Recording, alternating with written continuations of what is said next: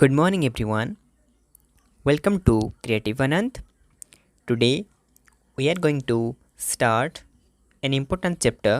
which is Fundamental Rights. As we all know that this chapter is very important for contract teacher exam. So, without wasting any time, let's start the class. ତେବେ ଆମେ ଆଜି କ'ଣ ପଢ଼ିବାକୁ ଯାଉଛନ୍ତି ନା fundamental rights ବା ଆମେ ତାକୁ କୁହନ୍ତି ମୌଳିକ ଅଧିକାର। Fundamental rights of Indian citizens means ଭାରତୀୟ ନାଗରିକମାନଙ୍କର ମୌଳିକ ଅଧିକାର ବିଷୟରେ ଆମେ ଜାଣିବା। ତେବେ ଏ ମୌଳିକ ଅଧିକାର ବିଷୟରେ ଆମେ କିଛି ଆଲୋଚନା କରିଦେବା। ମୌଳିକ ଅଧିକାର ଗୁଡ଼ିକ କ'ଣ, ମୌଳିକ ଅଧିକାର ଆବଶ୍ୟକତା କ'ଣ, ତାପରେ ଆମେ ଡିଟେଲରେ ଏହାକୁ ଆଜି ଡିସ୍କସ୍ କରିବା। फास्ट देख आम जो संविधान बा आम कॉन्स्टिट्यूशन ले केतोटी मौलिक अधिकार अच्छी आम संविधान ले फास्ट होची मौलिक अधिकार तले संविधान तैयारी होता आमर ओरिजिनली आमर 7टी फंडामेंटल राइट्स थिला। फास्ट केतोटी राइट थिला ना 7टी थिला, किंतु वर्तमान 7टी नहीं, वर्तमान केतोटी अच्छी ना वर्तमान 6टी फंडामेंटल राइट्स अच्छी। कोटा नाही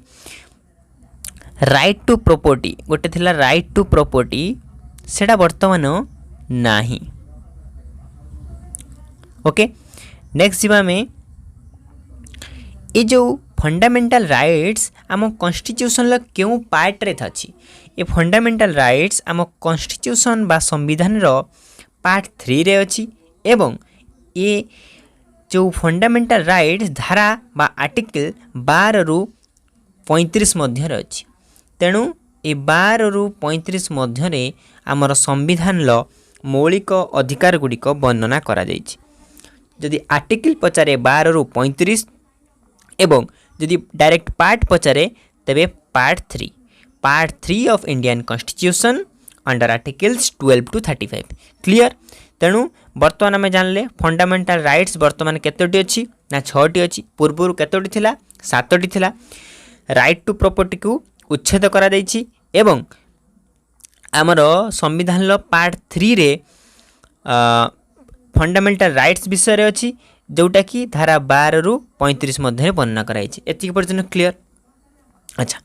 these where borrowed from the US constitution. ये जो संविधान ले आमर जो मौलिक अधिकार अछि ये बोरो करा जाइछि। बोरो मीन्स धार अना जाइछि बा आमे कहि परिबा अडॉप्ट करा जाइछि। कहा पाखरु ना यूनाइटेड स्टेट्स ऑफ अमेरिका पाखरु एटा धार करा जाइछि। क्लियर। नेक्स्ट अछि the fundamental rights are justifiable अर्थात ये जो संविधान ले थिबा आम जो सिटीजन बा नागरिक माननकु जो फंडामेंटल राइट्स गुड़िक मिली ताहा जस्टिफिएबल। अन्य अर्थ रे कहिबाकू गले आमे कहि परिबा एटा कौन ना यथार्थ प्रतिपादन करुछि बा आमको न्याय प्रदानर बा न्यायता प्रतिपादन करुछि। The original constitution 7 fundamental rights were mentioned ए 7टी अछि। कौन कौन टिके देखि देबा। फंडामेंटल राइट्स गुड़िक अछि राइट टू इक्वालिटी जहाँ को धारा 14 रु 18 मध्य वर्णना करा जाइछि। नेक्स्ट अछि राइट टू फ्रीडम जहाँ को धारा 19 रु 22 मध्य वर्णना कराई। राइट अगेंस्ट एक्सप्लॉयटेशन जहाँ को धारा 23 रु 24 मध्य वर्णना कराई। Right to freedom of religion जहाँ को धारा 25 रु 28 मध्य वर्णना कराई। कल्चरल एंड एजुकेशनल राइट्स जहाँ को धारा 29 रु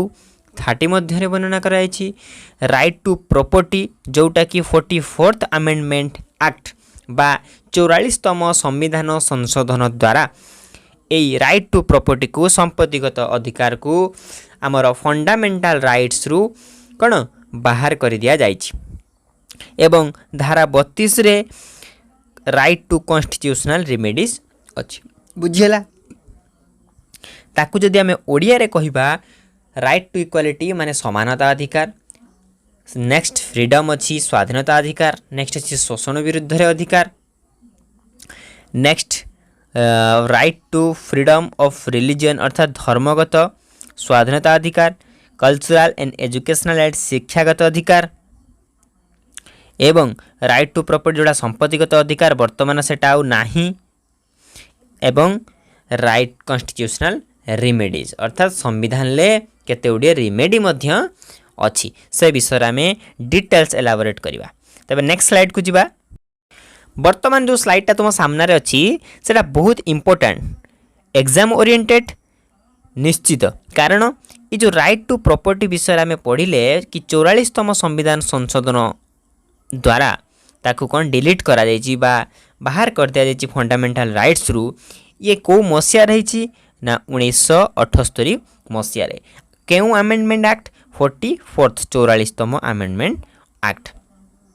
now it is a legal right under 300A in part XII अर्थात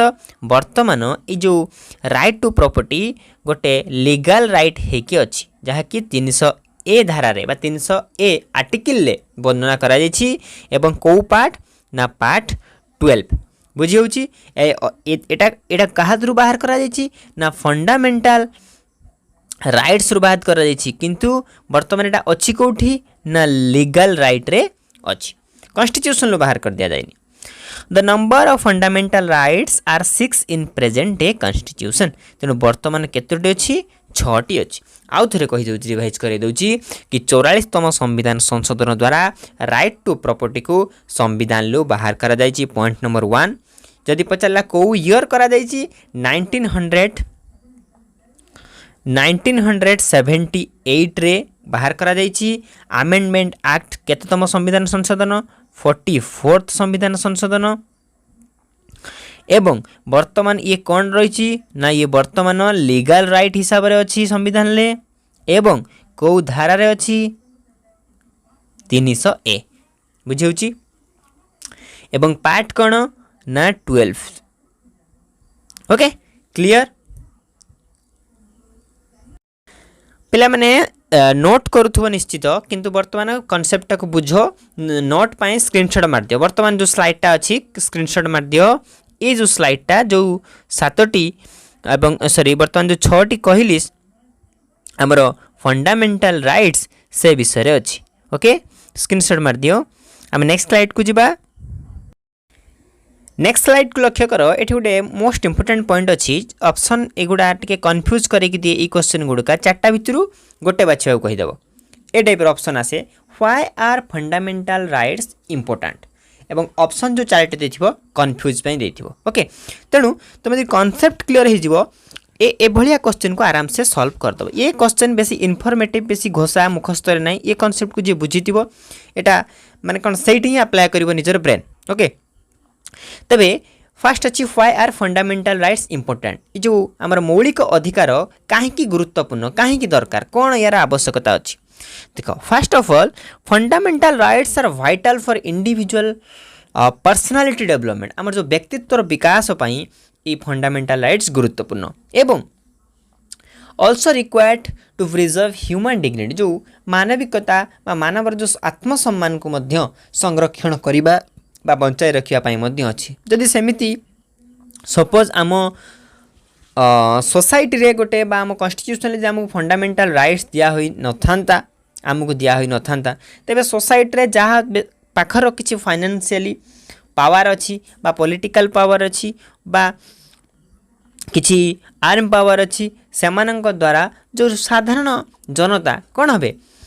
दबी जीवे ना नहीं खातिर करेंगे कि से रेस्पेक्ट देवे कि जदि आमर फंडामेंटल राइट्स अच्छी तेबे आम पाखरे से हकटा अच्छी से बड़ सान उच्च नीच कहार की देखा ना if this rights are violated by the government और एनीवन एल्स जदि यही दिया जाइथिबा कॉन्स्टिट्यूशन द्वारा दिया जाइथिबा ए 6 गोटी फंडामेंटल राइट्स कौन हुए ना वायोलेट हुए ए रूल बा तांकर क्षति हुए किछि तांको जोटा कि फंडामेंटल राइट्स अर्थात मौलिक अधिकार भितरे थिबा जो नीति नियम गुड़िक अच्छी से नीति नियम को कई न माने से गवर्नमेंट बा सरकार हो बा अन्य कौन सी लोक हो तांको पई कौन अच्छी ना हाई कोर्ट एवं सुप्रीम कोर्ट मध्य अच्छी सेठी तुमे माने अपील करि परिबो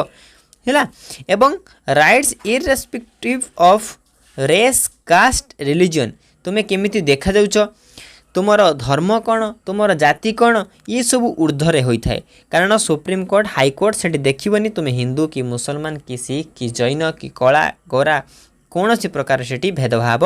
नहीं तुम्हें से अपील कर तुम राइट्स बा तुम अधिकार जदि क्षुण्ण हुए क्लीयर है एवं नेक्स्ट स्लाइड को जीवा नेक्स्ट स्लाइड रे फर्स्ट फंडामेंटल राइट्स अच्छी राइट टू इक्वालिटी जोटा कि आर्टिकल 14 to 18 अर्थात धारा 14 रु 18 मध्य वर्णना करा फंडामेंटल राइट्सटा राइट टू इक्वालिटी माने ताको ओडिया में कहि परिबा समानता अधिकार अर्थात आईन आगरे समस्त सिटीजेन माने समान सिटीजेन माने नागरिक एवं तांको पाखरे इक्वाल अपॉर्चुनिटी रहबा इक्वाल प्रिविलेजेस रहिबो एवं it protects the citizens against any discrimination by the state on the basis of religion caste race sex or birth place क्यों स्थान रे जन्म होइछ बड़ टाउन कि छोट गाँ तुम झील ना पुओ तुमर रंग कौन तुमर जाति कौन तुमर धर्म कौन ए बेसिस रे केही तुमको अलगा करि परिबे नाही डिस्क्रिमिनेट करि परिबे नाही तुम पाखरे समान प्रिविलेज रहिबो समान अपॉर्चुनिटी भी रहिबो बेसिकली सबु क्षेत्र रे समस्ते समान से धनी हो गरीब हो उच्च हो नीच हो everyone is equal before law एवं समस्त आईन मन रख समस्त आईन समस्त मध्य समान सेठी पुलिस एटा तो करप्शन हो अलग कथा किंतु एक्चुअली नीति नियम रे समस्ते समान से धनी हो गरीब हो से गवर्नर हो एनीवन एल्स केही भी होंतु ओके तबे जो राइट टू इक्वालिटी अच्छी ये मध्य 5 प्रकार अच्छी फर्स्ट लॉ होची इक्वालिटी बिफोर लॉ फर्स्ट कौन अच्छी इक्वालिटी बिफोर लॉ जोटा कि धारा 14 रे वर्णना करे पर्टिकुलर क्वेश्चन पके दबो equality before law describe in which article एमती भी पके दी पारे तबे कौन हेडा हबो the major focus is on that no person is above law and all are equal before the law every individual has equal across to the court okay तेणु ये पॉइंट रोची कौन ना को ए जति की ब्लैक रे माने बोल्ड लेटर अच्छी से ही मन रखार अच्छी कौन ना कौन से भी व्यक्ति नियम ठू बड़ नुहे बा आम जो लॉ अच्छी ताठू बड़ नुहे समस्ते कौन ना लॉ भितर रही काम करेंगे प्रत्येक व्यक्ति लॉ सामने इक्वाल बा समान होता है बुझे तेना equality before law article 14 next slide की जीवा देख इक्वालिटी बिफोर लॉ गला ना नेक्स्ट आसची कौन no discrimination on grounds of religion race caste sex birth place of any of them एटा धारा 15 ले अच्छी अर्थात आर्टिकल 15 कौन कहूँ ना आर्टिकल 15 ले अच्छी बा धारा 15 रे अच्छी the state shall not discriminate any citizen on ground or basis of religion race caste sex birth place of birth or any of them and also should not be subject to any disability or liability restriction or condition regard to the following देखो eighty same कथा कहला जोटा मु तो बुझेली प्रत्येक नागरिक तार जाति धर्म वर्ण निर्विशेष रे एवं से कौ जगार जन्म होइछि सेटा भी देखा जीव नाही जदि ताकू से कौन आम भारतर सिटीजन हो तेणु ताकू कहीं भी कौन से क्षेत्र में डिस्क्रिमिनेट करें ना बुझे तेणु बेसिकल मन रखियो रिलीजन कास्ट सेक्स प्लेस अर्थात ए धाराटा कौन धारा 15 आर्टिकल 15 ल जमी आम राइट टू एजुकेशन एक्ट थिला एटा कौन थिला ना आमर शिक्षागत अधिकार सेमिति एथिरे कौन ना केही काहा को कोनोसी जाति भेदरे हो किंबा आमे कहि परिबा गोटे स्कूल ले गोटे पिला बसची ताको टीचर सेठी कहले कि तू मुस्लिम पिला तो हिंदू पिला नुए तेणु मु तते पाठ पढ़ेबि नहीं एमि जदि कहा गला तेणु कौन से पिलार अभिभावक बा गार्डियन कर अधिकार अच्छी से टीचर एगेंस्ट रे आसिकी हेडमास्टर को कहिबे बा तुमर कोर्टर सहायता नहीं पारे कि स्कूल ले थिबा टीचर माने एमिति अवहेला करूछन्ती सेटा केवल मु स्कूल क्षेत्र रे उदाहरण देली कोनोसी भी क्षेत्र रे हो किसी लोक को गोरा लोक भल लगती कला लोक भल लगती तेणु ये जो रेसिज्म आम समाज रे अच्छी ये आर्टिकल 15 ही तार उत्तर दब बा ये आर्टिकल 15 ही ता अच्छी कि एटा आईन विरुद्ध बोली। नेक्स्ट स्लाइड को आम जा। नेक्स्ट स्लाइड रे अच्छी equality of opportunity in matters of public employment क्षेत्र रे मध्य यह लागू हुए एवं ये धारा 16 ले अच्छी कौन अच्छी the fundamental rights ensures to all citizens equality in matters relating to employment और अपॉइंटमेंट टू पब्लिक सर्विस। जो पब्लिक सर्विसेज अच्छी बा से चाकरी गुड़ा जो अच्छी जॉब्स गुड़ा no discrimination on the basis of religion caste sex etcetera आम कहीपर से एम्प्लॉयमेंट क्षेत्र में सब को देखा ना। देख सबू सामान रोचे किंतु फरक आठी पब्लिक एम्प्लॉयमेंट आसीगला कौटी अनटचेबिलिटी आसीज तेणु विभिन्न क्षेत्र में चेंज होची एवं कौटी अपॉर्चुनिटी क्षेत्र आ जाउची एवं धारा चेंज होची बा आर्टिकल चेंज हो से गुडी को सब लक्ष्य करियो। आमे तले यहाँ क्वेश्चन प्रैक्टिस करबा तुमर जो बाकी थिबो को धारा कन्फ्यूज हो तुम जानि जिवो कि एटा राइट टू इक्वालिटी भितर जाउची किंतु आर्टिकलटा मन पड़थुनी तार मध्य सर्ट ट्रिक कहिदेबा जेमते आर्टिकल गुडिक सब मन रहि जो 12 ରୁ 35। आ गोटे कथा एठी कहछि marriage is to be considered for providing employment married देखा जीवो कि ए पिलाटी धनिष्क श्रेणी रे बा उच्च जातिर अछि ताको आमे चाकरी दे देबा सेमिति नाही तार जदि मेरिट अछि तेनु से चाकरी करिबारे तार योग्यता अछि अदरवाइज से चाकरी करि परिबोनी। नेक्स्ट अच्छी बहुत गुरुत्वपूर्ण टॉपिक टे आमे कहि परिबा एटा एग्जाम रे बारंबार आसे आर्टिकल 7 टा एग्जाम ओरिएंटेड पाई कहि दउछि आगुआ एटा सब बेले मन रखिबो अनटचेबिलिटी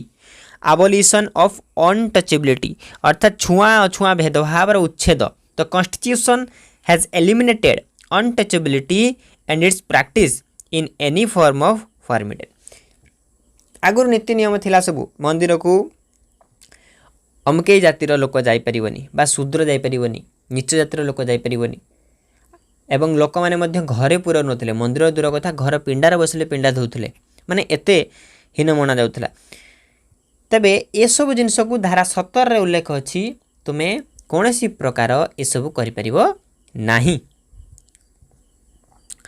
नेक्स्ट स्लाइड को जिबा। नेक्स्ट स्लाइड कहूची कि citizens of India shall not accept any national of or foreign title। Such titles create artificial distinction in social status amongst the people as having been abolished। The title like Ravi Saheb Rai Bahadur against the doctrine of equality follow केते गुड़िए title थिला for example Ravi Sahib एवं बहादुर ये सबू title दबा द्वारा ये national हो पारे बा फॉरेन टाइटल हो पारे ये सब दबा द्वारा कौन ये गोटे प्रकार आर्टिफिशियल डिस्टिंक्शन क्रिएट कला सोसाइटी रे तेणु ये सबू टाइटल बा आम कह पारे उपाधिर उच्छेद करा जिवो बोली कौ धारा लिखाई जो उपाधि गुड़िक समाज रे एक डिस्क्रिमिनेशन आणुची से प्रकार जो आम टाइटल बा उपाधि को उच्छेद करा जाऊ बोली संविधान 18 ताकू कहिछि।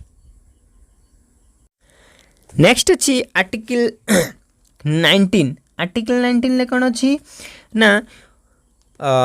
Right to freedom. फ्रीडम माने हम जनी स्वाधीनता तेणु एटा स्वाधीनता अधिकार भितर जीव समानता अधिकार सरीगला 14 ରୁ 18 वर्तमान स्वाधीनता अधिकार 19 20 21 22 चारिटी धारा अछि। फास्ट अछि right to freedom are the most important fundamental rights guaranteed by the constitution of India. It is the prevalence of this freedom that makes democracy meaningful. ए जो राइट टू फ्रीडम अछि ये गोटे गुरुत्वपूर्ण हमर कोन fundamental right जहाँ कि संविधान द्वारा प्रत्येक नागरिक को प्रदान करा जाइछि। फर्स्ट अछि जोटा कि राइट टू फ्रीडम भितरे protection of certain rights regarding freedom of speech the most important rights again exam oriented article 19 freedom of speech. एबे जो सोशल मीडिया रे जापरेता लिखि दंती एवं so called freedom of speech रो एग्जांपल दे दियंती कि हमर कहिबार अधिकार अछि। सेलिब्रिटी होंतु टीचर हुंतु किछि भी कमेंट बॉक्स रे जाई कि किछि भी कहि दियंती किछि पिला थांती किछि लोक थांती अर्थात अन्य को क्रिटिसाइज करंती क्रिटिसाइज गोटे भल जिंस किंतु जो बिलो द बेल्ट जाइकी जो क्रिटिसाइज करती जोटा कि आम कहीपर एक प्रकार अब्यूजिव लैंग्वेज व्यवहार करते फ्रीडम ऑफ स्पीच ना रे सेटा करवा उचित नुहे। तो फ्रीडम ऑफ स्पीच कौन ना आमर जो कहबार जो अधिकार आमको संविधान ले धारा 19 अधिकार देइछि जदि किछि भूल होउछि ता आगरे बा ताकू देखिकी चुप रो नहीं तुम्हें कहबार संपूर्ण अधिकार तुम पाखरे अछि। तेणु freedom of speech plays a significant role in a democratic nation गोटे गणतंत्र देश गणतांत्रिक देश कौन करे ना गोटे फ्रीडम ऑफ स्पीच टी जोटा कि आर्टिकल 9 ले अच्छी सिग्निफिकेंट रोल प्ले करे। So article 9 is all about the rights which ensures freedom. These are the following: freedom to assemble peacefully without arms, freedom to form association or unions, freedom to move freely throughout the territory of India, freedom to reside and settle in any part of territory of India। तेणु आमे भारत रे जे कोनोसी जगह को जाई जे कोनोसी राज्य को जाई जे कोनोसी केंद्र शासित अंचल को जाई फ्रीली बुली परिबा फ्रीली सेटल होगी निज घर द्वारा रही परिबा एवं जे कोनोसी स्थान रे आम एसोसिएशन तैयारी करि परिबा यूनियन तैयारी करि परिबा ए अधिकार हमको संविधान आर्टिकल 19 ले देछि फ्रीडम ऑफ स्पीच। आर्टिकल 20 कौन कहूँ ना protection in respect of conviction of offences. It means this assures protection against arbitrary arrest and excessive punishment to any person who is alleged to have committed an offense। तेणु जहाँ को किसी गोटे जड़े भूल करछि ताकू कौन पनिशमेंट दिया हो जाउछि बिना अर्थात तापर जदि किसी गोटे आलिगेशन आसी जाउछि आलिगेशन हो ताको आमे पनिशमेंट दे दउचंती। तेणु एटा तुमे देई परिबो नै एथरु ये आर्टिकलटा तुम प्रोटेक्ट करिवो प्रथमे प्रूफ कर से दोषी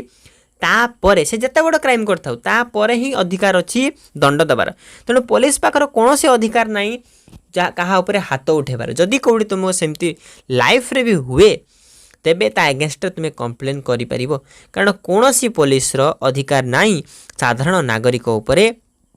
हाथ उठेबो। प्रथम कथा पुलिस होची गोटे सेवा से माने नाहंती हमको शासन करिवा पई पुलिस हम पई कोन पई अछि ना पुलिस अछि हमको सेवा जोगेवा पई बुझिउछि।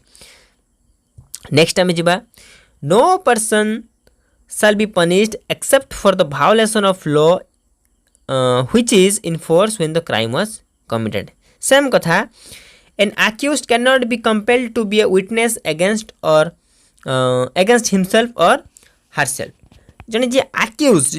हेतिबो cannot be compelled to be a witness से केबे witness हेई परिबो निज पई हो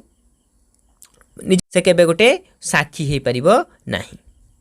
नेक्स्ट अच्छी protection of life and personal liberty. Protection of life personal liberty कौन ना आर्टिकल 21 कहूँ